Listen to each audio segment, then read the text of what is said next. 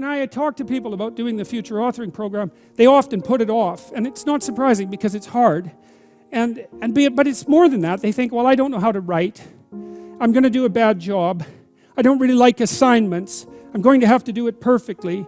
I need to wait till I have enough time.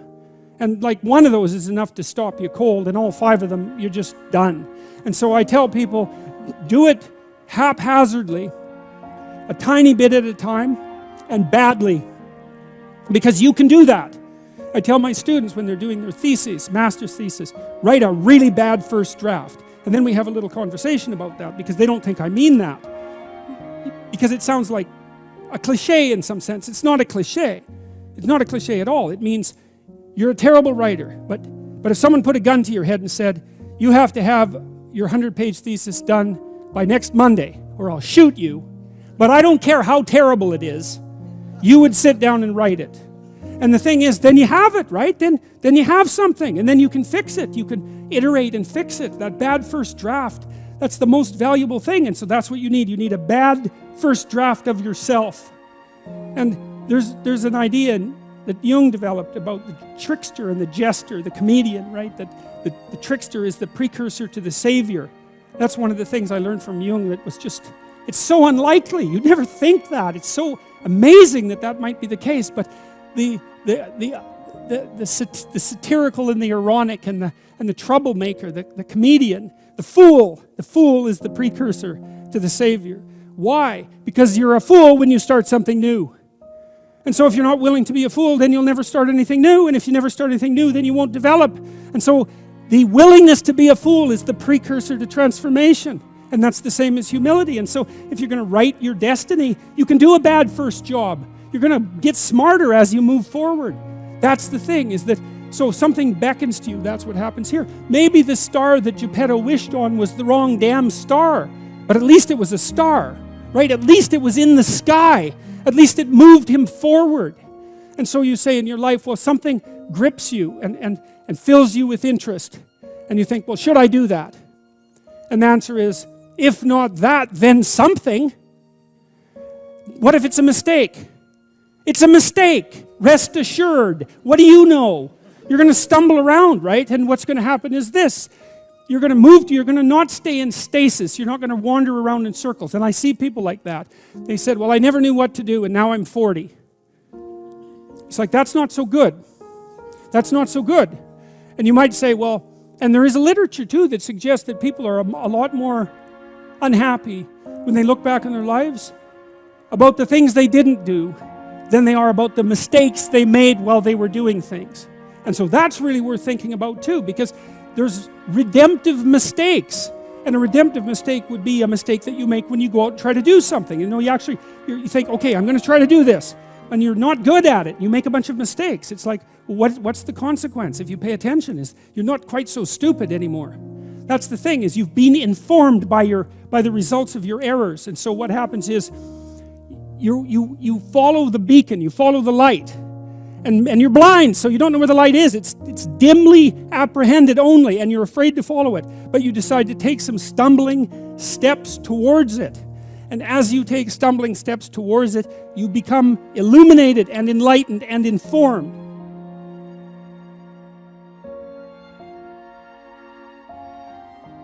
What are you afraid of? Well, okay, you're afraid of everything. Well, let's get something specific you're afraid of. Well, I'm afraid of an elevator. Okay. An elevator. So I have a client, she's afraid of elevators. The elevator door opens, she goes, that's a tomb. And I thought, oh, wow, I thought it was an elevator. But for you, it's not a bloody elevator. It's death. And so that's what you're afraid of.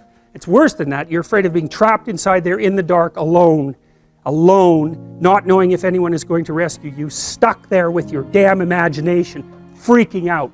It's like, and if that's not, and then maybe you have a heart attack because you're so terrified and you die. It's like, you know, so that's the elevator. Well, it's no bloody wonder no one's going to get into something like that. And then maybe underneath that is your distrust in the mechanisms of society, right? Because, you know, a normal person, those weird creatures, they'll get an elevator, what the hell, they don't care. And partly it's because they have an implicit belief, even if the thing stops, somebody will come along and rescue them. And usually you don't even think about it, right? It's like, oh, what the hell, it's an elevator. It's like, the danger is invisible to you.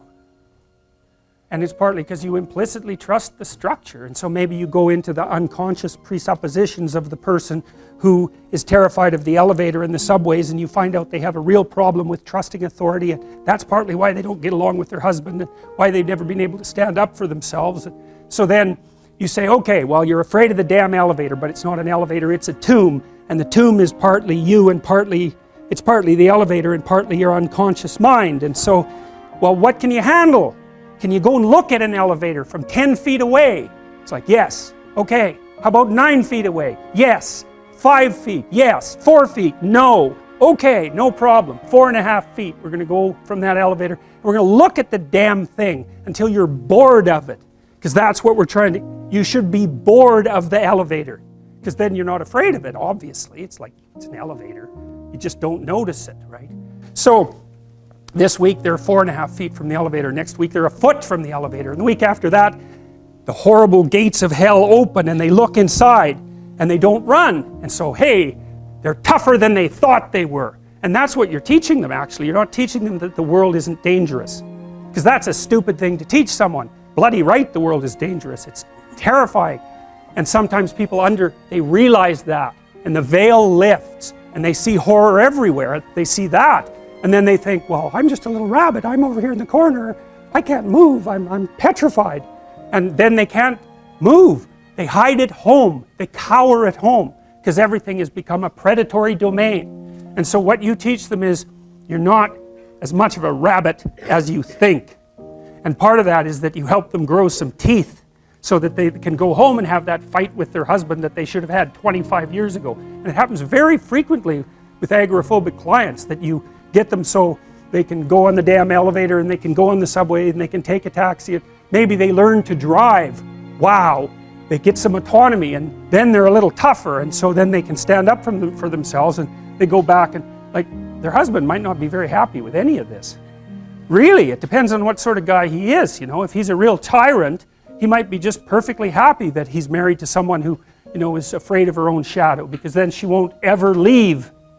And so that's a nasty little story, and believe me, it's not uncommon. So she gets tougher by facing what she fears, and what she finds out is there's a hell of a lot more to her than she thought. And that's really what happens when you do behavior therapy with someone who's agoraphobic. It isn't really that they get less afraid, it's that they get braver. That's way different. It's because brave is alert and able to cope. And you learn something, and so what happens then is the star moves. You move 10 feet towards it and you think, no, that's not right. I didn't get it right. It isn't there, it's actually there.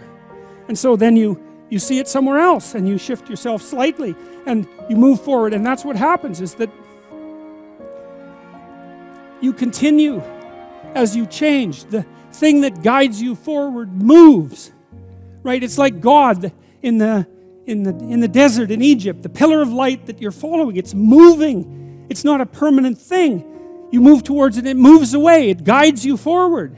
And so you say, well, is what I'm aiming at paradise itself? And the answer to that is no, because what do you know? You couldn't see paradise if it was right in front of you, but you might get a glimmer of it. And so you move towards it and you grow. And then the next time you open your eyes, you see a little bit more clearly. And that's what happens, is that just happens over and over, right? It keeps moving. And so you move like this. But the thing that's so cool is that all those zigs and zags, you say, and each of those zags and zigs is a catastrophe. I hit a wall, my God, and then I had to die a little bit, and I barely got back up. It's a phoenix transformation at each turn, and it's painful. But the thing is that even though you've traveled 20 miles, let's say, on that road, and you've only moved 3 miles forward, you've moved 3 miles forward instead of falling backwards, because that's the thing too, is that if you stand still, you fall backwards. You cannot stand still, because the world moves away from you if you stand still.